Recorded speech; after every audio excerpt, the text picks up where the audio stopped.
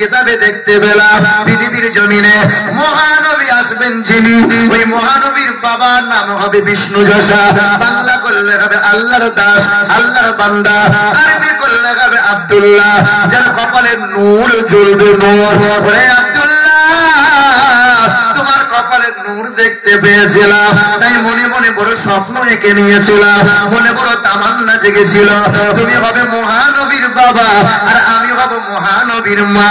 মহানবী আমার কোলে আদর পাবে হাসরের ময়দানে, মহানবীর মা হওয়ার কারণে হাসতে হাসতে জান্নাতে যাব। ওরে আব্দুল্লাহ, আর কোনদিন চাইবো না, কারণ তোমার কপালে আর নূর নাই, ওই নূরটা মা আমিনার গর্ভে পৌঁছে গেছে, মা আমিনা গর্ভবতী হয়ে গেছে। হে মুসলমান মায়েরা বোনেরা, জীবনী ঘটনা বলতে আসি নাই, কিছু মূল্যবান পয়েন্ট গুলো আমি আপনাদেরকে শোনাতে চাই। নবীজির বাবা হযরতে আব্দুল্লাহ বললেন, ওরে আমিনা, পেটে বাচ্চা এসেছে, তবে বসে বসে সংসার চলবে না, ব্যবসা করা লাগবে। ভাইদের সঙ্গে হয়ে গেল, বিদেশ ব্যবসা করতে চলে গেল, কয়েক মাস ব্যবসা করে নিয়েছিল, চিঠি লিখেছে আমিনা বাড়ি আসবো। মা আমিনা বড় খুশি হয়েছে, আমার স্বামী আব্দুল্লাহ কাল বাড়ি ফিরবে। ঘর সাজিয়েছে, সুন্দর পোশাক পরেছে, দামি দামি খাবার তৈরি করে রেখেছে। সকাল হয়ে গেল, ঠান্ডা পানি দরজার সামনে নামিয়ে দিল। হে আমার মা বোনেরা, সাজতে যদি হয় তোমার স্বামীর জন্য সাজো, মাথার চুলটা যদি দেখাইতে হয় তোমার স্বামীর জন্য দেখো, খুশবু যদি লাগাতে হয় স্বামীর জন্য লাগাও, পাউডার যদি গেলে পালিশ করতে হয় আরে স্বামীর জন্য পালিশ করো। হে মা বোনেরা, তোমার স্বামী যদি তোমার আচরণে খুশি হয়ে যায়, আল্লাহর আরশ খুশি হবে। তবে মেয়েদের ফজিলত আল্লাহ সবচেয়ে বেশি দিয়েছে। কাদের? দেখেন না, 100-র মধ্যে 100টাই মহিলা পেশাব করে পানি নেয়, কিন্তু 100-র মধ্যে 80টা নওজোয়ান যুবক ছেলে পেশাব করে পানি দেয় না, দাঁড়িয়ে দাঁড়িয়ে ছটছট করে কুত্তার মতো পেশাব করে। বলে নবী গো, তোমাকে ছাড়বো না, কিন্তু মুখে পানি নেবো না। আমি মেটিয়াপুরে যে জলসায় গিয়েছিলাম, বুঝলেন, মেটিয়াপুরে যে জলসায় গিয়েছিলাম, মসজিদে বসে আছে, রাত 12টায় টাইম ছিল, 10-12টা ছেলে এসে বলছে হুজুর চলেন, স্টেজ চলেন। একটা সবুজ পাঞ্জাবি পরে, মাথায় সবুজ টুপি পরে এক যুবক আমাকে নিতে এসছে, আর ওই মাইক্রোফোনটা নিয়ে এরকম করছে, তাই বললাম বাপ তুই হাতটা সাবধানে রাখ, তোর হাত যদি একবার আমার বুকে লাগে কলজে খানা হয়ে যাবে। হ্যাঁ, তো এই চেহারা সবুজ রঙের পাঞ্জাবি, মাথায় সবুজ রঙের একটা টুপি পাগড়ি, দেখে মনে হচ্ছে আল্লাহর ওলি। তার হাত ধরে জিজ্ঞাসা করছে, বাবা সত্যি কথা বল, পেশাব করে পানি নিয়েছিস তো? বলে হুজুর আজকে নিয়েছি, বাকি দিন গোলমাল করিস। আচ্ছা বলেন, এ নবীর প্রেমিক? আল্লাহর নবী সবচেয়ে বেশি দাম মূল্য দিয়েছেন আমাদের মহিলাদের, আল্লাহ শুনিয়েছেন। তাই তো নবী বলেছেন, যে ঘরে কন্যা ভূমিষ্ঠ হয় ওই ঘরে খোদার রহমত বর্ষণ হয়, যে ঘরে কন্যা ভূমিষ্ঠ হয় রহমতের ফেরেশতা আনাগোনা শুরু হয়ে যায়।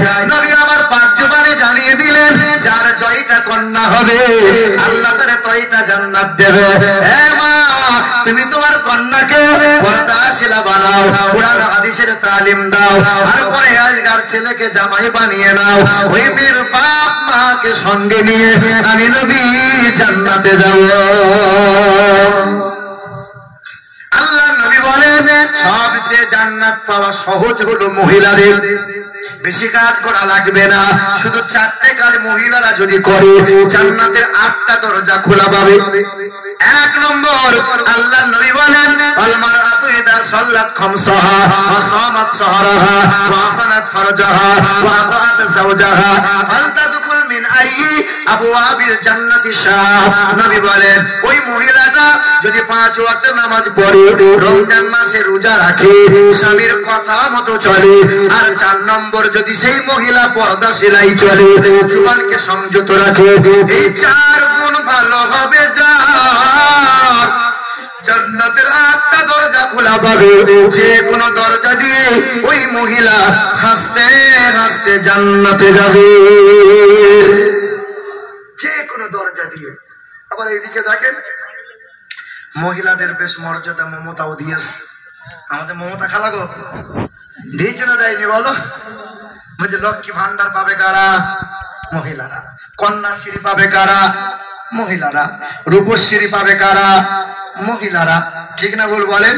কারণ মমতা জানে পুরুষ যদি গোলমাল করে করুক, মহিলাদেরকে 1000 দিচ্ছি, পরের বারে 3000 দেবো। মহিলারা যদি আমাকে ভোট দেয়, গদি থেকে নামাতে কেউ পারবে?